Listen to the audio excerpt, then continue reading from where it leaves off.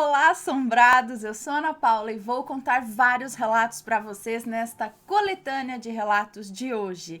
E aí, tudo bem com vocês? Eu espero que sim, que esteja tudo bem. E aí, vocês estão com frio? Hoje chegou o frio aqui, hoje tá friozinho.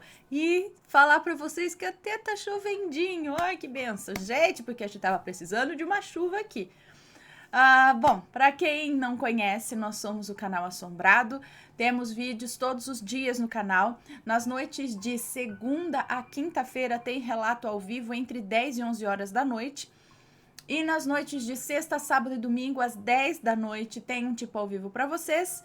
E todos os dias às 11 da manhã tem relato também.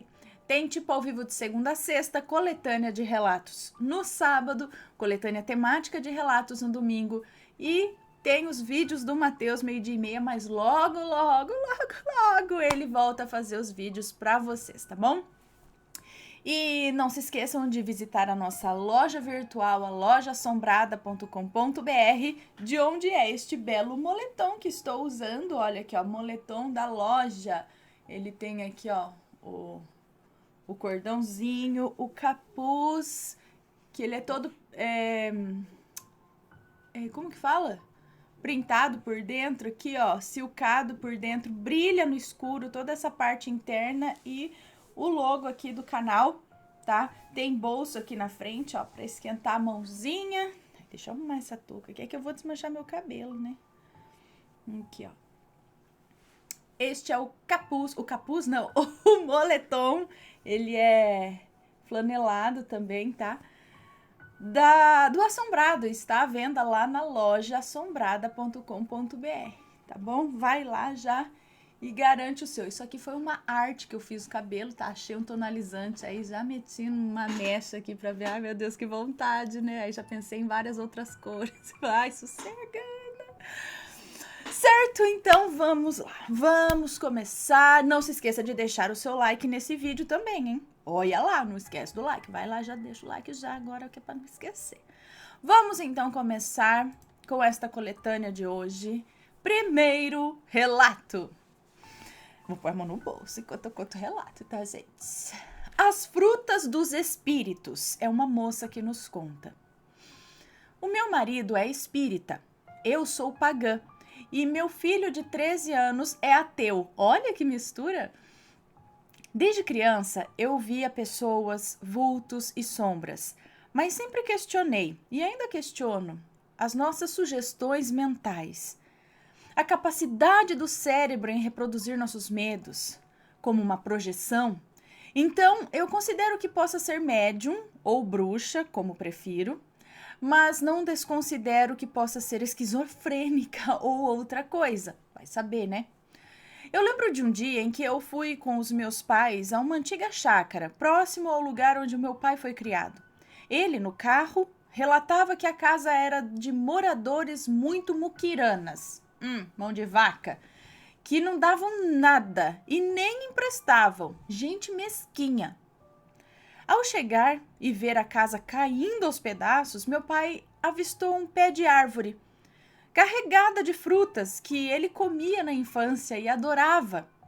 Então ele parou o carro um pouco para cima, desceu até a casa abandonada, subiu na árvore e colheu sacolas dessas frutas, que nem me lembro o nome da fruta mais.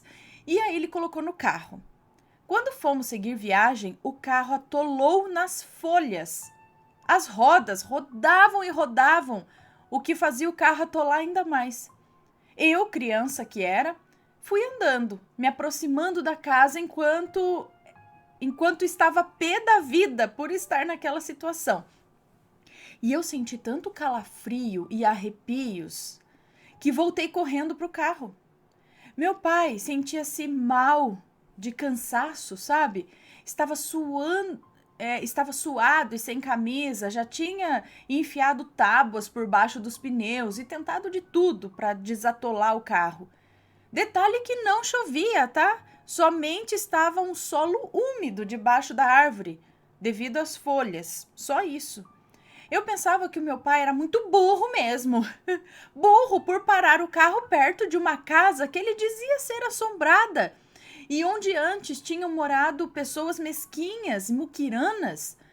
Mais burro ainda por parar debaixo de uma árvore. E ainda mais burro por descer até a casa e roubar frutas de árvores de lá. E ainda achar que levaria embora. Eis que a minha mãe, que devia estar na mesma linha de raciocínio e raiva que eu, disse a ele para jogar fora, na casa, as frutas que ele tinha pego, que era para ele tirá-las do carro. E ele, muito a contragosto, fez isso. E adivinha?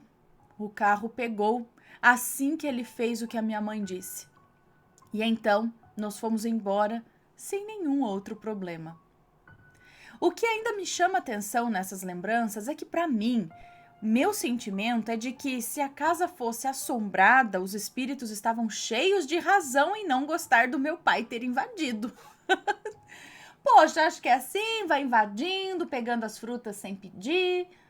Vá saber, né, se talvez tivesse entrado com um pouco mais de respeito, pedido licença, posso pegar essas frutas, eu gostava muito na minha infância, é importante para mim conversar e falar isso lá, será que a situação teria sido diferente? Ou não? Ou é porque os espíritos que eram mesquinhos, talvez não tenham deixado lugar ainda por serem apegados a esses bens materiais, inclusive as frutas que era da propriedade deles, e não deixaram eles saírem com as minhas frutas. Próximo relato. O amigo do meu avô. É uma moça que nos conta. O meu avô trabalhou montando máquinas de pilar café em fazendas. Montava também máquinas de corte em serrarias. Por causa da sua profissão, montador de máquinas, ele vivia se mudando. Mas onde o meu avô posava, sempre teve muitos conhecidos e amigos, pois apesar de ser um homem bem sério com seu trabalho, tinha seu lado divertido. Nessas andanças, ele conheceu de tudo um pouco e todo tipo de pessoa, inclusive teve um compadre que trabalhou com ele numa serraria. Esse compadre era um moreno bem alto e meio estranho em suas atitudes. Esse amigo falava que podia estar em vários locais ao mesmo tempo e ninguém o veria. Meu avô sempre duvidou dele, mas, no fundo, o meu avô se perguntava como que esse amigo ficava sabendo de certos acontecimentos, sendo que ele não estava presente. Ele vivia falando para o meu avô que ele ficava invisível, por isso ninguém o via nos locais. Um dia, meu avô duvidou dele e o desafiou que desaparecesse na frente dele para ele ver. Ele respondeu que uma hora o faria. Num sábado, eles saíram depois que terminaram o serviço para ir a um forró na cidade. Era longe da serraria onde eles trabalhavam. Eles se arrumaram e saíram os dois, conversando pela estrada. Em certo ponto, meu avô olhou para o lado e não viu mais o amigo. Chamou-o pelo nome, procurou, olhou para todo lado e não o viu. A lua estava alta, clara, e o caminho estava bem visível e iluminado. Não tinha como ele sumir assim do nada. Meu avô então resolveu seguir caminho e pertinho dele, na beira da estrada, ele viu um toco preto. Meu avô nunca tinha visto aquela madeira ali e olha que ele conhecia o caminho com uma palma de sua mão. Ele passou pela madeira, andou uns 5 passos e ouviu a voz do amigo, que falou: "Ei, não vai me esperar não? Passou por mim e não me viu?" Nisso, o toco se mexeu e o amigo foi tomando forma. Meu avô começou a brigar com ele e o amigo respondeu: o compadre me desafiou, duvidou de mim, agora você viu que eu posso sumir sim e me transformar no que eu quiser." Esse poder ele atribuía às magias do livro de São Cipriano. Ele falava que existia uma oração que o fazia sumir. Quando meu avô foi embora da cidade, esse amigo do meu avô deu o livro de presente para ele. Epa! Gente, mas eu não consigo conceber que é uma coisa tão simples assim. Tipo, você lê os versos que nem a gente vê em filme. Você lê aquilo e aí pronto, você... Que nem Harry Potter, sei lá o que, você muda, se vira... seria talvez um tipo de hipnose, mas até isso não é simples para se fazer, mas aí em quem tá te vendo, e não é você que fica invisível, é a pessoa que é levada a acreditar que não tá te vendo, como uma espécie de hipnose.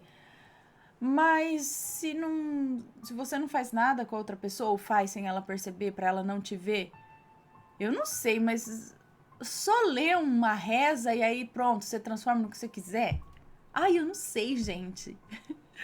Deixem suas opiniões. E deixa eu dizer aqui que os próximos relatos aqui, 1, 2, 3. Os 3 próximos relatos aqui são da mesma pessoa, da mesma moça que nos contou este daqui, do amigo do avô dela, tá? Vamos pro próximo então, que é Aparição na Estrada. Bom, próxima à cidade da minha tia, em Minas, tinha uma serra com um alto índice de acidentes. Era uma estrada bem ruim, com muito buraco, ainda de terra e com muitas curvas. Em um barranco onde muitos caminhões, carros e ônibus tombavam e algumas vidas ali foram perdidas. Minha tia era casada com uma criatura que não prestava, sabe? Esse senhor era motorista de ônibus e fazia uma linha intermunicipal da cidade antes da que ele morava até uma outra cidade umas 3 horas depois de onde ele morava. Com isso, ele tinha que passar por essa serra perigosa e também pela cidade onde ele morava com a minha tia e os filhos. Eu era pequena e, como sempre, eu e minha família estávamos passando férias na casa da minha tia. Estávamos todos lá quando chega uma amiga e conta para minha tia que o marido dela estava com uma namorada na rodoviária e que essa mulher viajaria com ele. Minha tia não falou nada com ninguém. Inventou uma desculpa para que meu pai a levasse na cidade onde o marido dela estava com a outra. Ah, entendi. Minha tia não falou nada com ninguém a respeito do que a amiga tinha avisado para ela.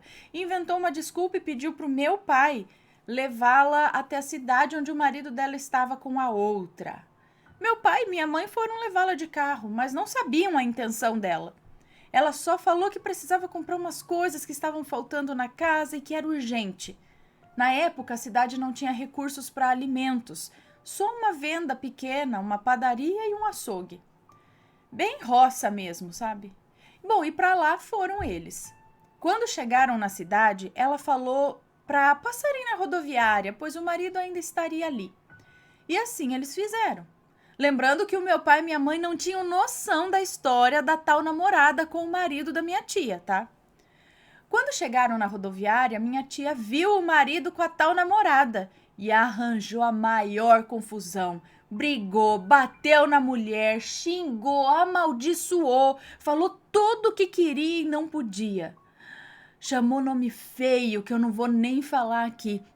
E mandou que essa coisa o acompanhasse e jogasse o ônibus para fora da estrada. Ah, tipo, chamou nome feio, tipo da desgraça, sabe?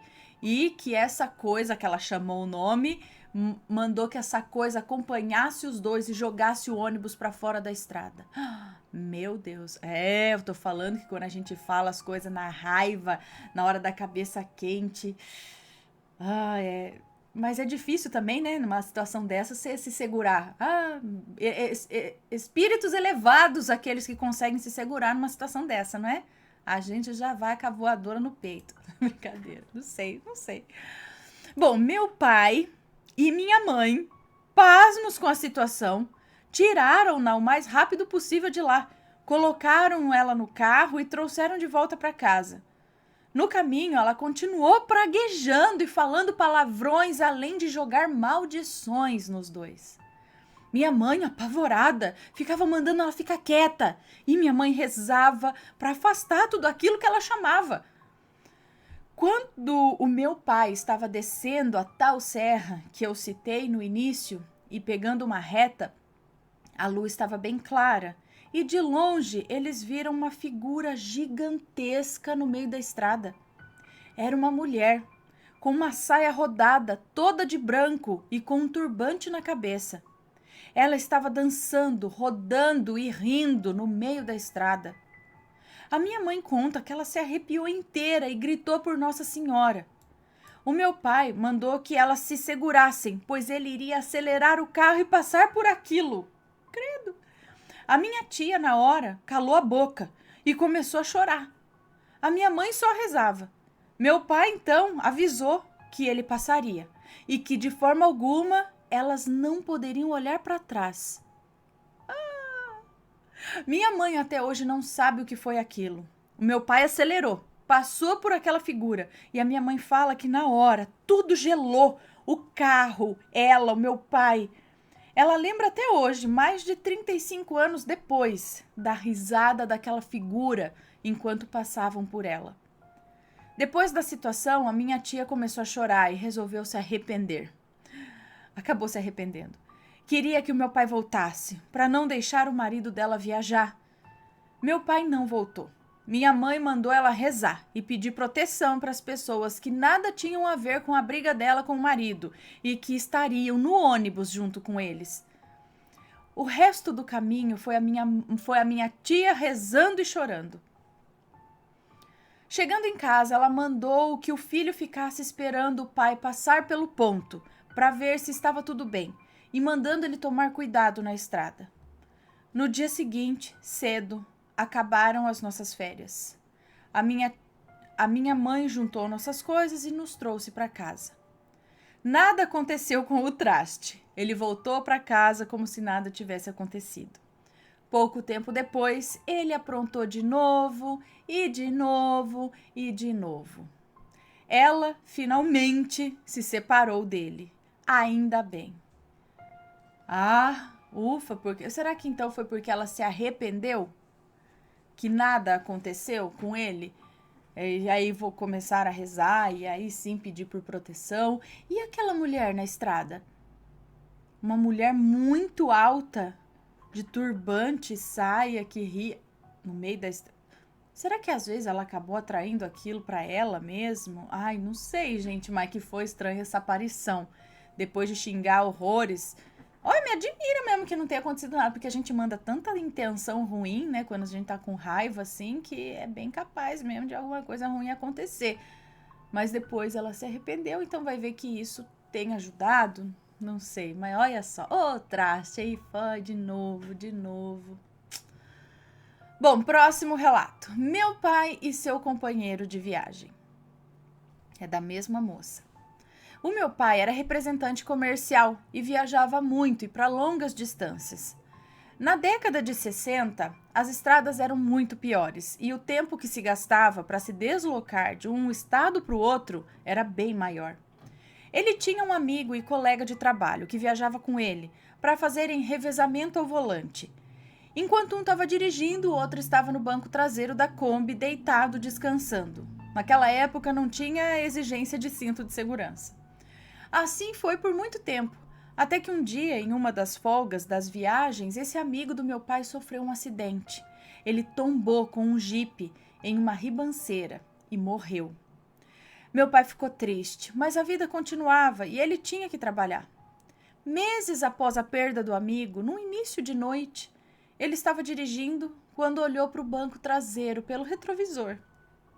Ele viu que o amigo estava deitado, da mesma forma que sempre fazia ali no banco de trás. Ele estava com as pernas cruzadas e fumando um cigarro. Meu pai levou um baita susto. Aí o amigo dele falou: "Segue em frente, não se preocupe. Eu vou estar sempre viajando com você." Mas não precisa não, não precisa.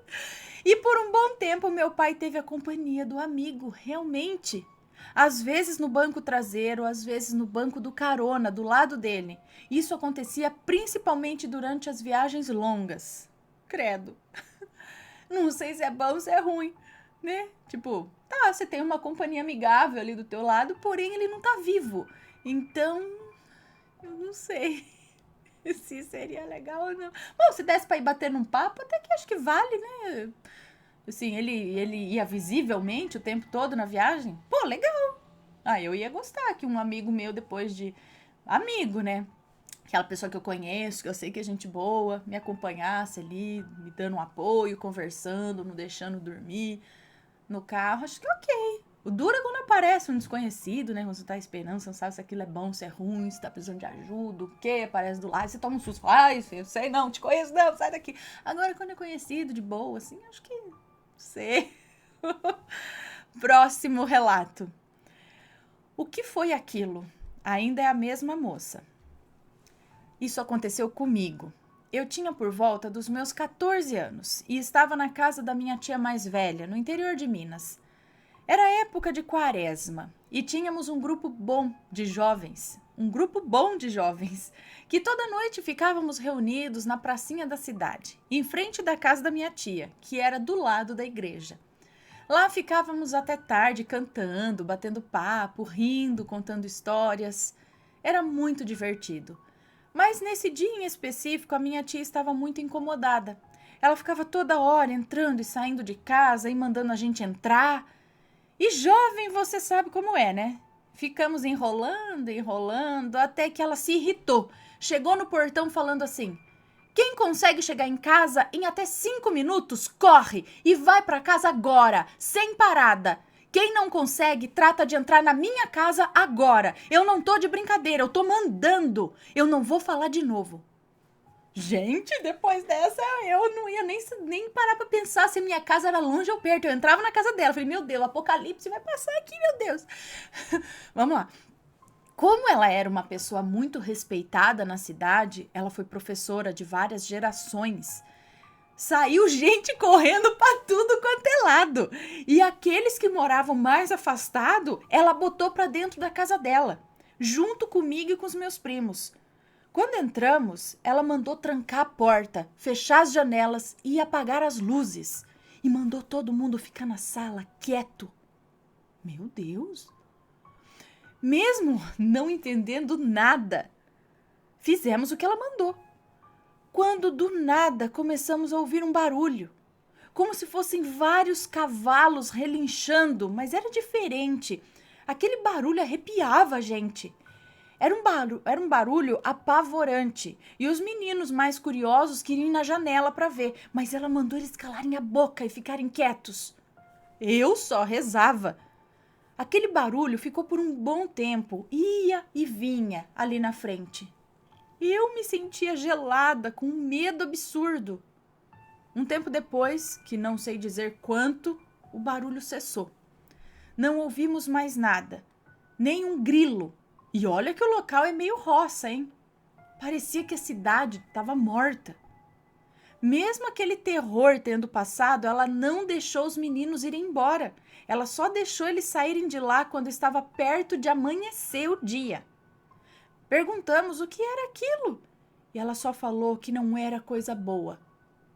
Perguntamos como ela sabia que isso ia acontecer e ela só disse que sentiu que ia acontecer e que era pra gente esquecer aquilo.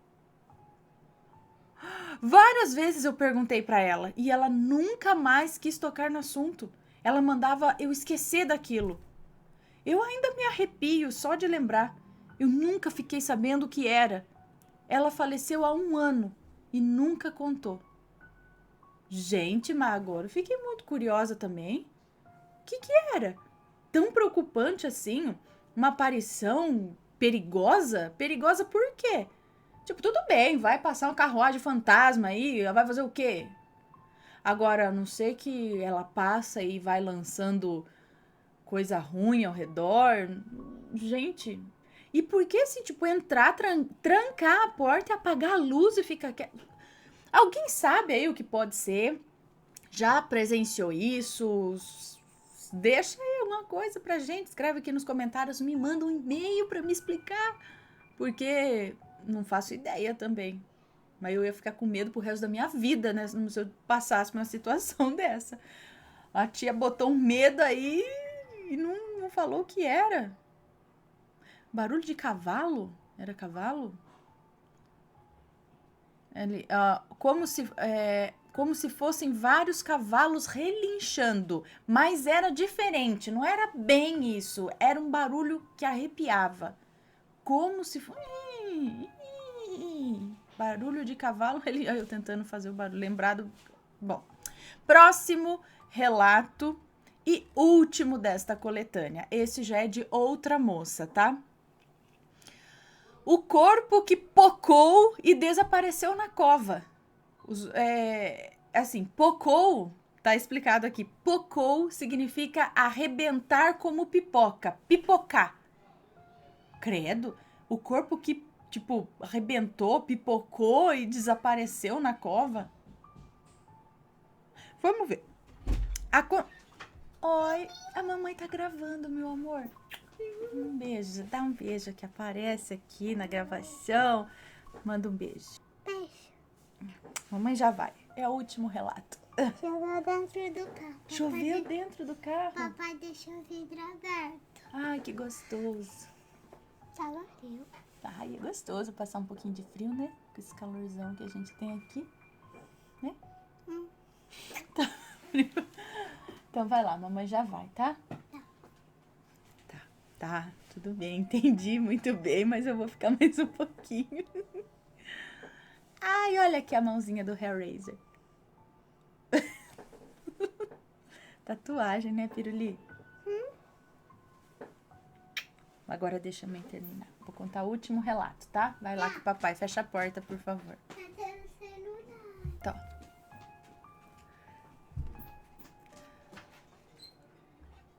Agora sim, vamos ao relato. O corpo que pocou, pipocou e desapareceu na cova. Isso aconteceu com a minha tia. Esse é o relato das tias hoje, hein? Aconteceu com a minha tia, que sempre foi espírita, em 1995. E foi em um centro, em meados dos anos 80, que ela ficou amiga de Coraline. Os nomes estão trocados, tá? Que depois acabou sendo sua vizinha.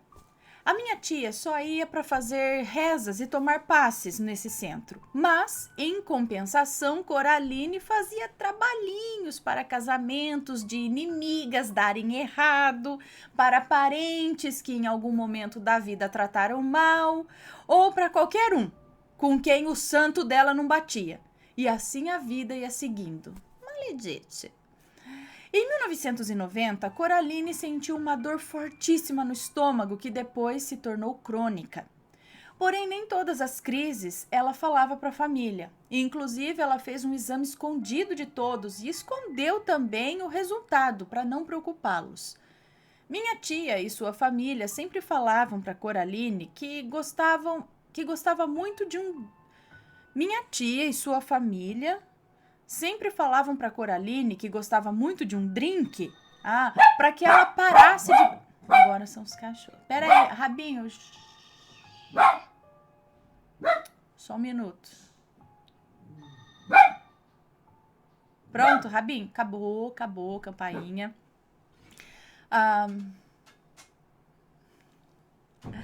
Minha tia e sua família sempre falavam para Coraline que gostava muito de um drink para que ela parasse de beber, pois poderia piorar.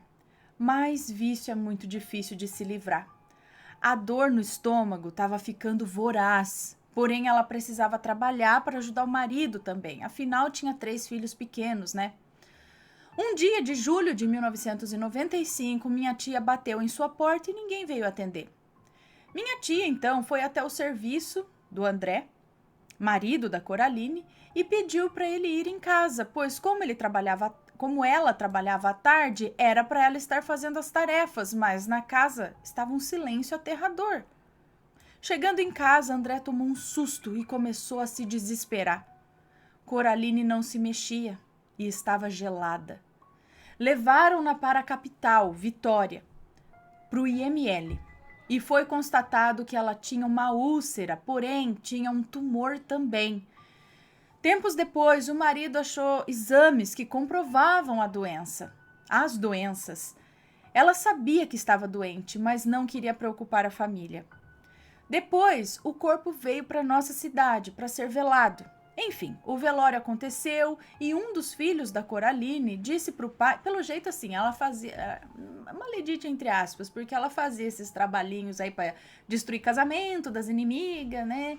Para quem ela não batia o santo, também fazia um trabalhinho, provavelmente não era pro bem, né? Mas até que era uma boa pessoa em vista ali com os amigos, com a família, pelo jeito.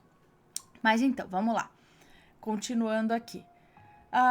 Enfim, o velório aconteceu e um dos filhos da Coraline disse pro pai que parecia que sua mãe estava mais gordinha, tipo, inchando. Mas óbvio que o pai não deu atenção. O caixão foi fechado e o corpo seria levado para o cemitério a pé, pois na época era assim que se fazia. O padre iria logo em seguida para o cemitério. E é aí que vem o sobrenatural. Faltando uns 300 metros para a entrada pelo portão, eles ouviram algo pocar, ou seja, arrebentar, pum! Algo assim, pum! Os 4 homens que estavam levando o caixão olhavam um para a cara do outro, depois olharam para trás e sim, as pessoas estavam procurando de onde vinha aquele barulho. Foi então que um cheiro de carne podre surgiu. Quando eles olharam para o caixão, ele estava rachado. O caixão estava rachado. Daí o cheiro. O engraçado é que o cheiro estava estranho. Parecia que ela estava morta já fazia um mês. E ela tinha morrido no dia anterior. Das mais de 120 pessoas presentes ali, só ficaram 3 para ajudar o coveiro, que estava no portão. E teve que vir correndo para levar o caixão de vez. O padre, vendo que todos que estavam no cemitério desciam correndo em pânico, foi correndo para enterrar o corpo logo. Quando ele rezou o Pai Nosso, o corpo pocou de novo, estourou de novo e pô! Gente, o padre nem terminou e disse: Deus me perdoe, mas vamos acabar logo com isso, gente do céu. Os 4 homens jogaram o corpo na cova, jogaram terra e saíram correndo, ficando o coveiro e o padre, que foram logo em seguida. Porém, algo intrigante aconteceu 6 meses depois. Quando seu viúvo foi ao cemitério para lhe fazer um túmulo digno, um outro coveiro, que não era o daquele dia fatídico, lhe informou que não tinha ninguém enterrado naquela cova. Imagina o susto do André. A família fez de tudo para resolver, mas nada.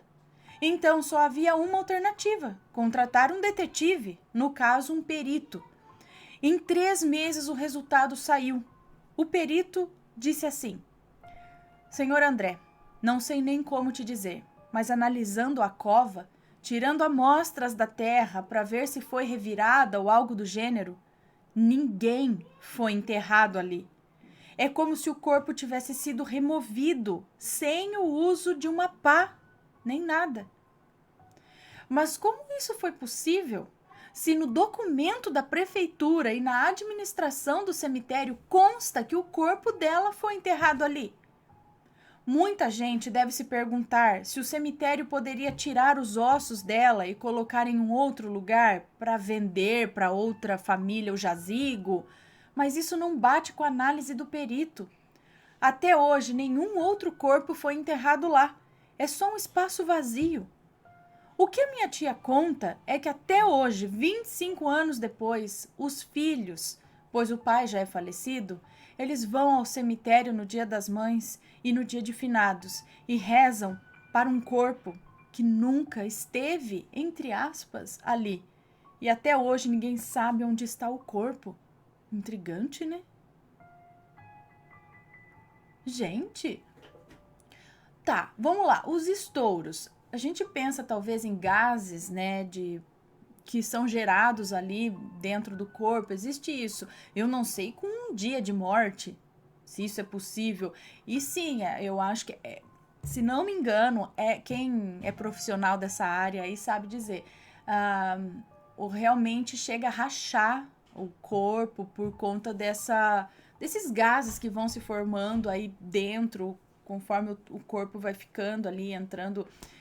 O Matheus até falou, tem um vídeo mostrando a fazenda de corpos, que eles deixam corpos de pessoas mesmo ali, dentro de gaiolinhas e tudo, para eles estudarem essa decomposição dos corpos, como funciona aqui, eles vão anotando tudo, é um estudo. É bizarro, mas é um estudo. E eu acredito que pode ser possível realmente, mas eu não sei se chegar a dar um estouro desse. Mas aí eles jogaram... Mas peraí, eles não abriram o caixão? Ouviram esses estouros, eles não abriram o caixão? Porque falou que jogou o corpo. Olha lá, o caixão tava rachado, aí veio o cheiro. O corpo pocou de novo, os 4 homens jogaram o corpo na cova. Então eles não enterraram com o caixão? Ou jogou o caixão na cova e jogaram terra por cima? Ou viraram o corpo lá pra dentro e jogaram terra por cima? Por que jogar só o corpo? Ninguém viu o estado em que tava o corpo? Tava com rachadura, tava estourado. Ai, gente, desculpa, mas eu não entendi esse pedaço aqui. Ninguém tem uma descrição de como tava o corpo. Deixou o caixão, fez o que com o caixão? Jogou fora, colocou o caixão junto, até o caixão desapareceu. Ossos, né? Porque a gente podia pensar, sei lá, né? Derreteu o corpo, mas ia ter algum vestígio, né? E osso, pelo menos, o osso fica ali, né? Depois você desenterra e coloca, a gente encontra ossos enterrados então o osso fica, e não tinha nem isso. E segundo o perito, não tinha resquício de que alguém tivesse remexido a terra. Será que ela desceu em vez de subir? Sei lá, se alguém tiver alguma explicação, deixa aqui nos comentários, manda um e-mail se souber o que pode ter acontecido. Pessoal, intrigante, intrigante. Bom, esses foram os relatos desta coletânea, espero que tenham gostado. Um beijo para vocês e a gente se vê no próximo relato. Beijos e fui!